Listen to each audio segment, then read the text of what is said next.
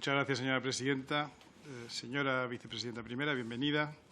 Me alegra mucho poderme dirigir a usted, no como ayer, que por desgracia no tuve la ocasión de formular la pregunta que estaba estipulada, porque usted, como tantos otros ministros de Gobierno, decidieron no comparecer en la sesión de control. ¿Usted estuvo? Sí. ¿Contestó usted mi pregunta? Es que no me acuerdo. ¿Sí? ¿Contestó usted mi pregunta? Me resulta francamente sorprendente, porque no estaba usted cuando yo realicé la pregunta. En cualquier caso, como digo, me alegra mucho tenerla aquí hoy. Mire, no comparecer en esta casa, ni usted ni y la única comparecencia es seis de los 22 ministros. Usted estuvo para una pregunta. 6 de 22 ministros comparecieron. No es un desplante personal, yo no me lo tomo como tal. Es un desplante a los españoles. Porque un Gobierno que actúa al margen del Congreso de los Diputados es un Gobierno que no hace país. Y eso me temo que es lo que está ocurriendo con este plan de recuperación, transformación y resiliencia del Reino de España. Un proyecto que debería ser un proyecto de país, pero que, por desgracia, no lo está siendo. Y es un proyecto que, además, por su marco temporal, va a estar liderado por distintos gobiernos. Ustedes lo van a comenzar, pero sospecho que no son los que lo van a concluir. Esto es uno de los pecados originales que trae este proyecto. La lástima es que esta oportunidad única, probablemente en el curso de nuestras vidas, no se va a aprovechar bien. Y es que este es un proyecto que no está ni pensado para España ni pensado para los españoles. Es un proyecto concebido por y para un Gobierno. Es un Gobierno socialista, pero no es un Gobierno socialista cualquiera. Es el Gobierno de Pedro Narciso Sánchez. Es el Gobierno dedicado únicamente a su propia supervivencia. Mire, desde Vox seguimos considerando que la llegada de los fondos es necesaria, es muy importante para España, es urgente y es una gran oportunidad que tenemos que aprovechar. No podemos volver a fallar a los españoles. Estos fondos deben llegar cuanto antes y deben llegar bien. Pero ya son demasiadas voces que han mostrado su voluntad de poner este plan al servicio exclusiva del proyecto partidista y bastante sectario del presidente del Gobierno. Primero deciden ustedes aprobar y enviar a la Comisión Europea un plan de recuperación y transformación y resiliencia sin la participación y la aprobación de esta Cámara. Se lo dijimos entonces y se lo reiteramos hoy. El plan de recuperación, por su naturaleza, solo puede ser aprobado en un sitio, en las Cortes Generales. No haberlo hecho constituye no solo una falta de respeto a la sede de la soberanía nacional, que lo es, sino es sobre todo una auténtica irresponsabilidad. Y es que enviando este plan de recuperación aprobado únicamente por el Ejecutivo, por cierto, el Ejecutivo que tiene el menor apoyo parlamentario de democracia, se han comprometido a algo que ustedes simple y llanamente no están en condiciones de ofrecer. Y yo creo que ustedes esto lo saben. El Gobierno italiano, por ejemplo, llevó su plan de recuperación a las Cortes, lo negoció, lo debatió ampliamente en el Parlamento y obtuvo el respaldo del 85% de sus representantes. Ustedes han optado por lo contrario. El despliegue de las 102 medidas o reformas estructurales comprometidas y aprobadas finalmente por la Comisión Europea el pasado 13 de julio requerirá en torno a más o menos 60 normas con rango de ley. Unas normas cuya aprobación no le corresponde a ustedes, sino a este Parlamento, que ni siquiera se ha podido pronunciar y a quienes ustedes, tiempo al tiempo, van a tratar de chantajear en el futuro, amenazando con que si no se aprueba su agenda legislativa, no llegarán esos fondos. Y en eso pues, nos tendrán enfrente. Pero su desprecio contra esta Cámara no acaba ahí. De forma consciente, premeditada y perfectamente calculada, desde hace 9 meses han desarrollado el peor filibusterismo político, obstaculizando la tramitación parlamentaria del proyecto de ley para la ejecución precisamente de los fondos europeos. Su Gobierno y sus aliados políticos han hecho todo lo posible para evitar que la gobernanza y el destino de los fondos puedan ser debatidos en esta Cámara. Al mismo tiempo, sí lleva estos fondos para debatirlos a una indigna relación o reunión bilateral al margen de las instituciones con los representantes de quienes dieron el mayor golpe a nuestra Constitución desde los albores de la democracia. Adicionalmente, se reúnen ustedes con los filoterroristas de Bildu, que parece que les han pedido nuestra ilegalización. No sé si ese es el mejor camino para encontrar acuerdos de Estado y acuerdos de país.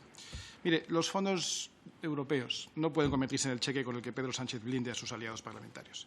Con la transferencia al Tesoro Español de los primeros 9.000 millones de euros en agosto, los fondos ya han comenzado a llegar, efectivamente. Y los podemos utilizar, bien o mal, pero lo que no vamos a tener otra vez es esta oportunidad del futuro. Y, lamentablemente, hay 4 señales que se desprenden de la primera ejecución de fondos por este Gobierno que no merecen los mejores augurios. La primera señal que preocupa y mucho es su capacidad de ejecución. Ustedes amenazaban con que si no se aprobaban los presupuestos generales del Estado no habría fondos. Pero la realidad es que de los 24.200 millones de euros presupuestados, ustedes apenas han ejecutado 1.207. menos de un 5%. La segunda señal apunta a sus destinatarios prioritarios, las grandes empresas y la propia Administración. Entre las pymes se ha instalado la convicción, y yo creo que basada en hechos reales, de que estas ayudas no son para ellos. De hecho, apenas el 14% de las pymes declara creer que accederá a estos fondos europeos. Y no es falta de razón.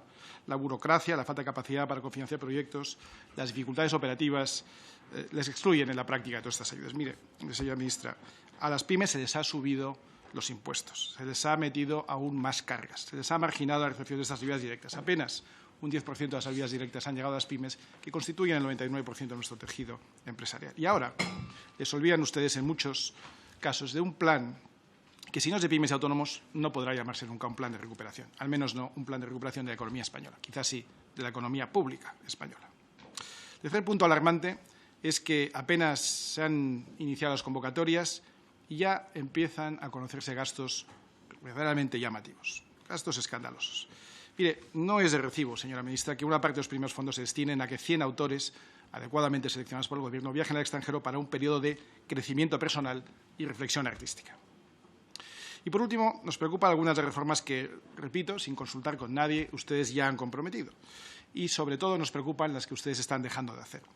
Porque las reformas son decisivas y pueden hacer que el Producto Interior Bruto crezca varias veces más que si no hubiera reformas. Y tenemos una gran oportunidad, señora ministra, una oportunidad histórica que probablemente no se repita en nuestra generación.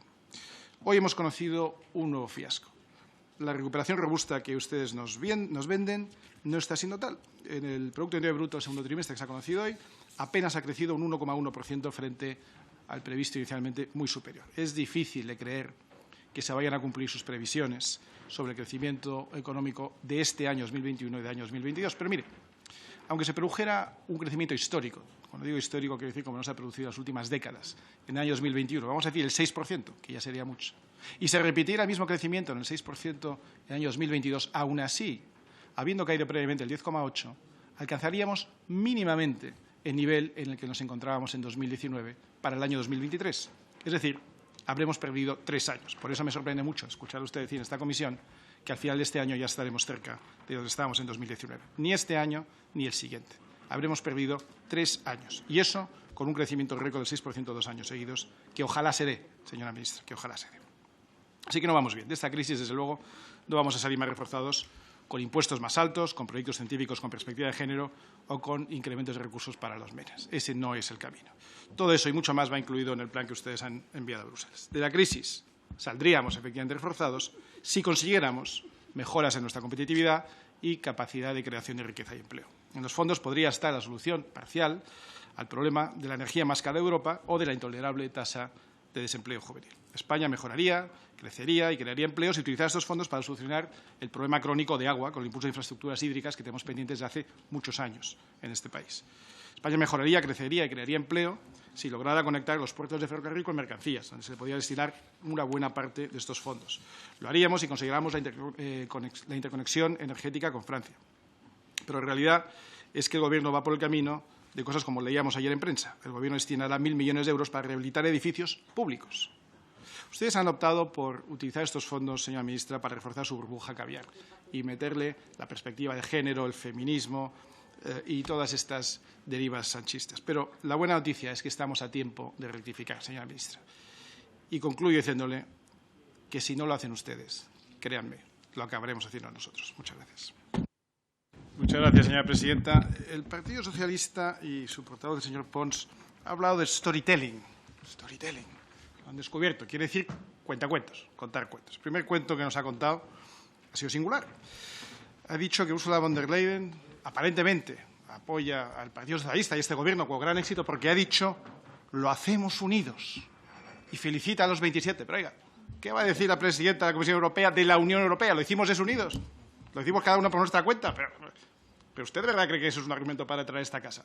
Que la presidenta de la Comisión Europea dice que lo hicimos unidos. Un poquito más de nivel se espera. El segundo cuento que nos cuenta usted. La recuperación económica. Mire, señores del Gobierno y del Partido Socialista. España está en un momento muy grave. Y no podemos confundir el crecimiento con la recuperación. La recuperación se obtendrá cuando estemos al menos al mismo nivel que estábamos antes de la crisis, es decir, en 2019. Así que el cuento que le voy a contar hoy es el cuento del crecimiento anual compuesto. Lo he intentado explicar antes, pero ahora lo haré con números. Tome usted como base el año 2019 y asuma que teníamos un Producto Interior Bruto de 100. Hemos caído en el año 2020 un 10,8. Eso significa que hemos quedado en el 89,2%. ¿Hasta ahí? Bien. Suponiendo que crezcamos este año un 6%, que ya es mucho decir, sería un crecimiento histórico, estaríamos en base en 94,55%. Todavía 5,45 puntos por debajo del 2019. Suponiendo que otra vez en 2022 crecimiento histórico de un 6%, llegaríamos al 100,22. 100,22. Quiere decir que después de 3 años habremos crecido 20 décimas. Perdón, 2 décimas, 22 centésimas. Mire, en un país con un 40% de paro juvenil, en un país donde hay tanta gente sufriendo, en un país donde ustedes están dando el 17% de las ayudas a los que piden ayudas a dependencia y 83% están negando, en un país que está sufriendo tanto, dejen ustedes de hablar con tanta alegría de recuperación. Empiecen a hablar con un poco más de humildad, de crecimiento, sí, pero procuren poner toda la carne en el asador para que ese crecimiento sea real. Y no empecemos con las políticas de género. Dice la señora ministra que yo he dicho que eso es tirar el dinero. Señora ministra, señora vicepresidenta, de hecho, presidenta en funciones hoy. Las políticas de género no será tirar el dinero, pero desde luego sí que es desviarlo. Es desviarlo a chiringuitos. Y España no está para chiringuitos. Y si queremos empezar a crecer, más vale que empezamos a reducir un poco el tamaño del Estado. El primero que podríamos empezar a reducir es el Ministerio de Igualdad, que consume 450 millones de euros al año. Y eso, claro que se podría destinar a infraestructuras, a inversiones y a crecimiento económico. Por lo tanto, le ruego a los socialistas en general y al Gobierno en particular que sean un poco más delicados cuando hablemos de crecimiento y que hablen más de recuperación cuando la hayamos conseguido. Muchas gracias.